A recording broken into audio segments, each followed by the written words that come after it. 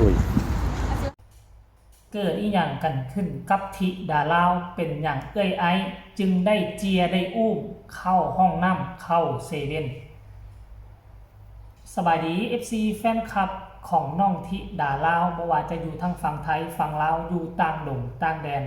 FC เจบ่ลาวทั้งสองฝากฟังแม่น้ำของก็แล้วกันมาพบมาพ่อกันคลิปนี้ก็คือตำนานนี้จะคงอยู่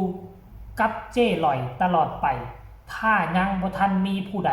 มาสร้างตำนานบทใหม่มาปิดบังเรื่องเล่ามันเป็นไปเป็นมาคือแนวใดเป็นอย่างต้องว่าแบบสั้นท่านผู้ชมก่อนหน้านี้ 2-3 วันพอผู้แม่เพิ่งได้เดินทางเข้ากรุงเทพไปการไปงานลูกสาวที่ดาลาวก็ลอยขึ้นหลังรถได้อยากไปนํแต่ก็เป็นไปบ่ได้เพราะว่าต้องได้เรียนหนังเสียนหนังสือแล้วต่อมามื้อวานนี่เองเห็นซิดพีเคเนาะก็กลับบ้านแล้วก็ไปรับเอาน้องไอแล้วก็มาสู้เอาที่ดาลาวอยู่สารคามแล้วก็มุ่งหน้าเข้าสู่กรุงเทพกรุงไทยเนาะซึ่งมันเป็นภาพบรรยากาศที่การเดินทางครั้งนี้การเดินทางไกลแบบบ่มีพ่อมีแม่นางนำก็สิมีแต่ซิดพีเคไอมังกรไอ4คนเขาเจ้าเดินทางไป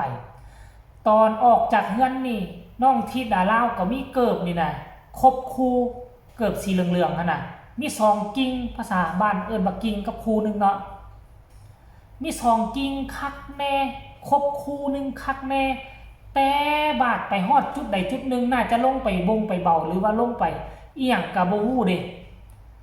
เกิบเรือแต่ข้างเดียวเรือแต่กิ่งเดียวซึ่งตำนานนี่ที่ผ่านมาค่อยก็คิดว่ามันเป็นเรื่องธรรมดาของเด็กๆที่ว่าอาจจะหลงอาจจะลืมแต่ก็บ่คิดบ่ฝันว่ามันจะเป็นแบบนี้อีกแล้วในบ่กี่เท่าใดเดือนผ่านมานี่เองซึ่งตำนานบทนี้มันจะสร้างสิ่งจดจำให้กับบรรดาแฟนๆบางคนอาจจะบ่ฮู้เจ้ลอยบางคนอาจจะบ่ฮู้ที่ดาลาวบางคนอาจจะฮู้เพียงแต่ว่านักฮ้องคนนึงนั่นนะนักฮ้องลืมเกิบนักฮ้องเกิบหายนะนักฮ้องเกิบข้างเดียวเขาอาจจะจดจะจำแบบนี้ก็เป็นไปได้เจ้ลอยเอ้ยสร้างตำนานขึ้นมาอีกแล้วเฮ็ดให้โด่งดังในกระแสไปอีกหลายอาทิตย์เติบแหละกระแสเรื่องคนหลงเกิบลืมเกิบท่านผู้ชมซิดพีเคเว้าแฮงคักเจ้ลอยเป็นคนประหยัดใส่เกิบเทื่อละข้างเดียวข้างนี้ขาดแล้วจึงเอาข้างนั้นมาใส่โอ้ยไผจะไปใส่จังสั้นเนาะรายละเอียดให้ทุกคนไปเบิ่งคลิปนี้เกิดความหักความแพงระหว่างเอ้ยกับน้องเอ้ยไอเจียน้องที่ดาลาวเข้าห้องน้ำแล้วก็เจียเข้าเซเว่นเจียขึ้นรถเพราะเจ้ลอยเกิบหายอีกแล้วเหลือแต่ข้างเดียวไปส้มพร้อมๆกันเลยฝนกระตุกยางบ่ได้เกิบกระลืมบัดนี้ฝนกระตุกยางบ่ได้อุ้ยอาสิว่าเขาเป็นคนอีสาน อุ้ยไปดีกว่าโอ้บ่มีเกือบก็ยากใหญ่บาดเฮ้ยเกียนเข้าห้องน้ำครับบ่มีเกือบเกิบกระลืมคือสิขี่แบบอะไรดอกเซเว่นแล้วก็บ่เลี้ยวเซเว่นอยู่บางหน่อยยังบ่เลี้ยวว่าเขาจิบฟรีอยู่ลังชิดอีกเซเว่นมันมีหลายอยู่สิขี่แบบเกือบก็บ่มีมันพี่น้องเอาไปหยังหลายเด้อเขียวน้อยๆเขียวเหียนเอาเดียวเขียวเหียนนี่สิหอบไปหยังหลายเลยเอ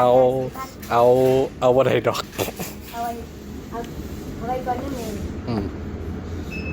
เอาอันที่มันอันปีละครั้งประหยัดด้วยประหยัดไว้ยาไม่ขาดใส่ปีละครั้งเอาผู้หญิงก็ใช้ได้อ๋อเจียวผมหรือเปล่าใช่มันหอมดีนี่ไงเดี๋ยวไปใส่เห็ดหยังมันมีประโยชน์นี่เอาไปเห็ดหยังมันเอาไปถ้าผมถ้าเห็ดหยังถ้ามันเกิดประโยชน์หยังไม่สั่งน้ำเอาด้วยโอ้มันลดราคาจริงแต่มันลดราคามันลดราคาอีหยังกระแสเรากูเอาปึ๊ดน่ะใส่ว่าใส่กูเอาล่ะว่าแต่ก็ลดราคาบอกเลยอีจอยได้อยู่ใส่นี่โฟมนี่โฟมนี่ชุ่มนี่โฟมล้างหน้านี่ โอ้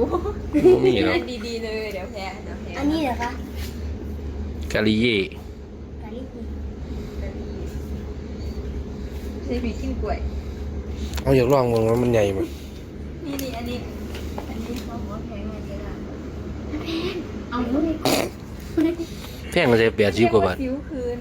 อุ้ยเอาไปมันก็ขึ้นคือเก่าแหละซิวนั่นน่ะมันน่ะบ่ได้ ไอ้มังกรไปจนเขามารอบหนึงแล้วไอ้มังกรกินขนมจนบ่จนมาซื้อรอบใหม่จอยมันทันแล้วอยู่ นั่นน่ะเออ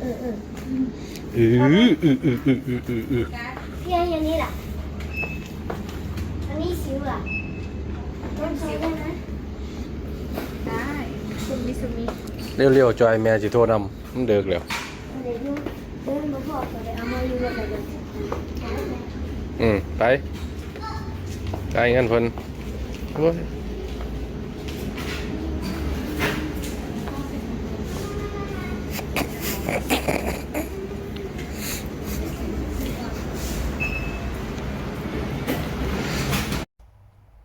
เห็นบ่ FC แฟนคลับบ่แม่นว่าตั้งเฮ็ดเด้บ่แม่นว่าตั้งเฮ็ดบ่แม่นว่าจงใจเฮ็ด